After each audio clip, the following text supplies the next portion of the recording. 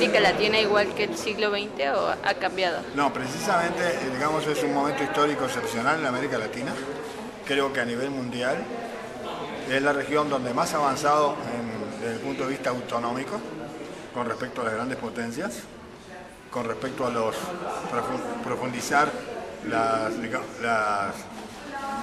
los elementos sociales que hay, que se preocupan, que antes no se preocupaban, y después de salir la mayoría de nuestros países de dictaduras en la época del 70 en la década del 70 y del 80, digamos, a pesar de que después vinieron los gobiernos civiles, la restauración de la democracia, de igual manera, imbuidos en el neoliberalismo, a partir de, podemos decir, del gobierno de Chávez en el 92, estamos diciendo que en América Latina, en diferencia del siglo XX, en el siglo XX, sobre todo la segunda mitad, América Latina se caracterizó por estar, digamos, gobernada por dictaduras cívico-militares impuestas por las oligarquías locales. Eso se dio a partir de la experiencia de Allende, que fue con el golpe militar, digamos, avalado por los militares fascistas y con la complicidad de Estados Unidos, comprobado totalmente, documentos desclasificados de Estados Unidos, que Kissinger estuvo interviniendo en esto, ¿no? Precisamente porque se veía venir una política diferente, y a partir de ese momento hubo intentos en Uruguay de elecciones, inclusive en Argentina, digamos, había movimientos sociales de importancia que peligraban el dominio hegemónico de Estados Unidos y de las oligarquías locales. Por lo tanto, se dieron estos golpes de Estado, en todo el Cono Sur sobre todo, a diferencia que ya había dictaduras en Centroamérica, dictaduras dinásticas que se pasaban unos a otros, como la de Somoza, Trujillo, el mismo Batista, Rojas Pinilla, perdón, en Venezuela también. Hubo ese tipo de dictaduras de extrema derecha. Luego, digamos, Estados Unidos ya no podía más contra los pueblos, y también hay que tener en cuenta que la intervención internacional, las denuncias internacionales, sobre todo en Europa, en ese momento la socialdemocracia estaba activa contra estas dictaduras sociales, hicieron que Estados Unidos, digamos, no tuviera ya los elementos como para la legitimidad para seguir imponiendo esas dictaduras. Pero es así que se vuelven a las democracias, digamos, por plebiscito, como se dio en Uruguay, en Chile, plebiscitos que ya no querían más la dictadura, y llegaron al poder, digamos, democráticamente, gobiernos pero de derecha todavía, con los mismos esquemas neoliberales. A partir de Chávez, a principios de la década del 90, digamos, se dio ya algo diferente. Estas diferencias de estos gobiernos de ahora, que fueron continuados, podemos decir, por Bolivia, Ecuador, en parte de Uruguay, en Frente Amplio, no tan radical, podemos decir que ya fueron gobiernos que ya cambiaron la estructura desde el punto de vista de la autonomía de estos países con respecto a la hegemonía, no solamente de Estados Unidos, sino también de las transnacionales que vienen de España, como la Repsol, famosa en Argentina, que debido a sus manejos sucios fue retirada o cancelada su contrato. Entonces quiere decir que esto es un ejemplo para todo el mundo, es el área, la región más avanzada del mundo, frente a un entreguismo total de los países de Europa. Lo vimos con el vuelo de Evo Morales, lo hemos visto también en las amenazas contra Irán, en complicidad en la invasión a Irak y Afganistán. Y entonces podemos decir que si seguimos así, también depende de los pueblos, si los pueblos empujan para un lado o para otro. No es fácil, el imperialismo está totalmente dispuesto por cualquier medio, no solamente militar como antes, sino por medio de los medios de difusión que los tienen digamos, controlados, no solamente aquí en México, en Venezuela el 90% de los medios de información son a favor de la derecha y del imperialismo. En Ecuador lo mismo, y en Argentina todavía más. Es por eso que ya en Argentina y en Ecuador, los parlamentos conformados por gente más bien progresista han sacado leyes con respecto a la democratización de los medios de difusión. Por ejemplo, en el caso de Argentina, el 30% para las empresas privadas, el 30% para el gobierno y un 30% para los movimientos sociales y organizaciones no gubernamentales. Entonces, creemos nosotros que es una lucha, que no es fácil, nadie va a entregar nada sino más, pero que los pueblos se han comportado a la altura como deben ser. Ahora acabamos de ver ayer las elecciones municipales en Venezuela, que fue un triunfo del PSUV, del partido de gobierno. Entonces, yo pienso que para conservar esto hay 4 aspectos muy importantes. Primero, tener una amplia mayoría de pueblo, no se puede hacer esto con una minoría, que estén dispuestos a llevar adelante los cambios. Ese es el número 1. El pueblo movilizado, y que cualquier intento de golpe de Estado, como ya lo hubo intento en Bolivia, en Ecuador, el pueblo organizado salió a las calles. En segundo término, podemos decir que los parlamentos tienen que estar conformados con una mayoría de gente progresista. Cada país es diferente y cada país los grados de radicalización son diferentes. Pero es muy importante que los parlamentos tengan fuerza, porque si no pasa lo que pasó en Honduras, que sacaron a Zelaya el parlamento, y lo mismo pasó con Lugo allá en Bolivia. Entonces, ese es el segundo aspecto. El tercer aspecto es precisamente la unidad de América Latina. Como habíamos dicho y habíamos mencionado antes, estamos con la UNASUR, que es un ejemplo.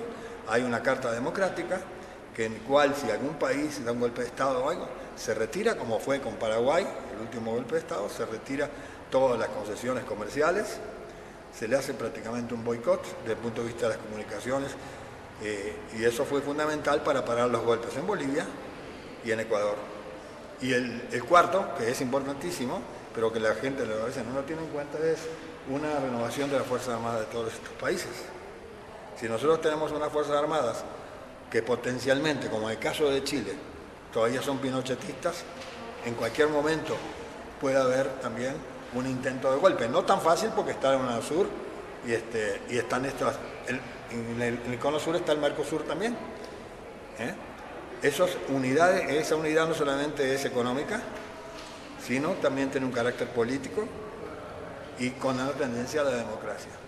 Entonces, quiere decir que las Fuerzas Armadas, como en el caso de Venezuela, fueron cambiadas totalmente de una doctrina de seguridad nacional, que fue la que se impuso a las Fuerzas Armadas de los países cuando las dictaduras, a una doctrina bolivariana de defensa, ya con otra concepción. Y la hipótesis de conflicto de esas Fuerzas Armadas no son el país vecino, sino son las grandes potencias, en el caso nuestro de Estados Unidos, o las que vengan, porque también tenemos el colonialismo inglés allá acechando por las Malvinas con submarinos atómicos, ¿verdad? Y en la UNASUR lo fundamental que tienen que se declara toda América del Sur como zona de paz. Inclusive las armas atómicas están prohibidas. Esto vino de acá, del Tratado de Tlatelolco del siglo pasado.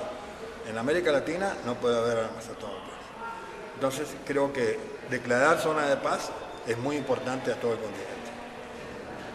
O sea, estos tratados son contrahegemónicos y intentan reconfigurar la geopolítica de América Latina, del continente americano en general. ¿Qué representa para Estados Unidos? Bueno, precisamente representa para Estados Unidos un problema, porque ya el dominio absoluto no lo puede tener. Digamos, además, intentar una invasión, ya digamos, no sería tan posible como antes, que invadían, por ejemplo, invadieron República Dominicana, cuando un gobierno reformista de Juan Bosch, sí, entonces, inclusive un general ahí, Coronel Camaño Deño fue el que enfrentó a Estados Unidos ahí, lo mataron, pero de todas maneras ya hubo, en militares también, hay gente progresista, y estamos viendo Chávez, ¿no? ¿Y cuántos más? ¿Cuántos más? Quiere decir que los militares, no porque lleven uniforme, van a ser reaccionarios. Hay militares según su doctrina. Las Fuerzas Armadas Revolucionarias de Cuba son militares y andan con uniforme y están en defensa de su pueblo, ¿verdad?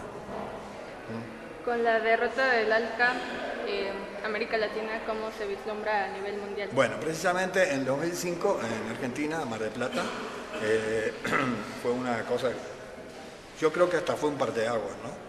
En el ALCA querían ejercer el dominio en toda Norteamérica de los controles económicos por las transnacionales, digamos, disminuir que los países nuestros sean exportadores de materias primas, sino que no haya producción, que todo se compre, digamos, ya elaborado dentro de países de la potencia. Entonces ahí Kirchner fue muy importante, el presidente Kirchner junto con Chávez dijo, el ALCA al carajo, ¿no? Y ahí todos los países, inclusive los otros países, digamos, tuvieron, como en el caso de Colombia, tuvieron que decir que sí. Después cada uno de ellos hizo sus tratados a nivel, digamos, de cada país, ¿no?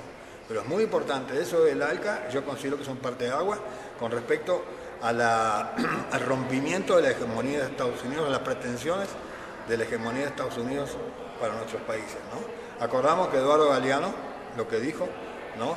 sobre esto, el dominio, cada transnacional que entra $1 y salen 4 para afuera, y eso se sigue creciendo igual, ¿no? Entonces, yo podría decir que no es un saqueo que siempre hubo, Eduardo Galeano lo dice bien y todavía es un saqueo de materias primas a precios baratísimos que ellos imponen y los bienes de capital, o sea, industrializados, las máquinas son carísimas y los productos que vienen de allá, manufacturados, también son caros. Es lo que se llama, hay una diferencia en los términos de intercambio, ¿no? Entre lo barato y lo caro. ¿Cuál es la diferencia sustancial entre un TLC y un Tratado de Comercio de los Pueblos? Bueno, precisamente un Tratado de Comercio de los Pueblos, como se pretende que sea el Mercosur en parte, pero mucho más el ALBA, es que lo importante no es el negocio, sino la solidaridad con los pueblos. Digamos, ahí estamos viendo Venezuela y Cuba. Con lo poco que tiene, digamos, alfabetiza por todos los países del mundo, médicos de los ojos, de la vista. Venezuela lo mismo. En Venezuela ayudó a todos. Argentina mismo, Cristina Kirchner dice, si no fuera por él no sé qué hacíamos, porque cuando estuvo en el peor momento Argentina, cuando la crisis aquella, cuando recién agarró el gobierno de Kirchner, fue Venezuela el que estuvo a la altura de las circunstancias ayudándolo. Inclusive a Uruguay le da petróleo, que no tiene una gota, le da petróleo y Uruguay le manda así a crédito y le manda productos agropecuarios, que es lo que ellos tienen. Entonces esos son los verdaderos solidaridad entre los pueblos, no pensar nomás en la ganancia de las grandes transnacionales, ¿no? Entonces esa es la diferencia que hay. Y también que tienen todos estos, el Mercosur tanto como el ALBA mucho más, tienen una concepción antihegemónica, ¿no? Entonces eso es muy importante. Y la única forma de derrotar a los imperios de las potencias económicas es con la unidad, que soñó Bolívar, lo que soñó Martí, también San Martín, hasta el cura Hidalgo, ¿no? Entonces creo que por ahí va el camino.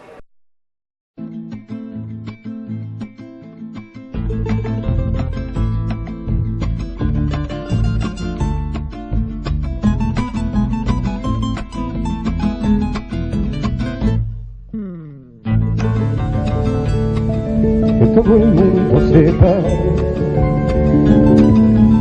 que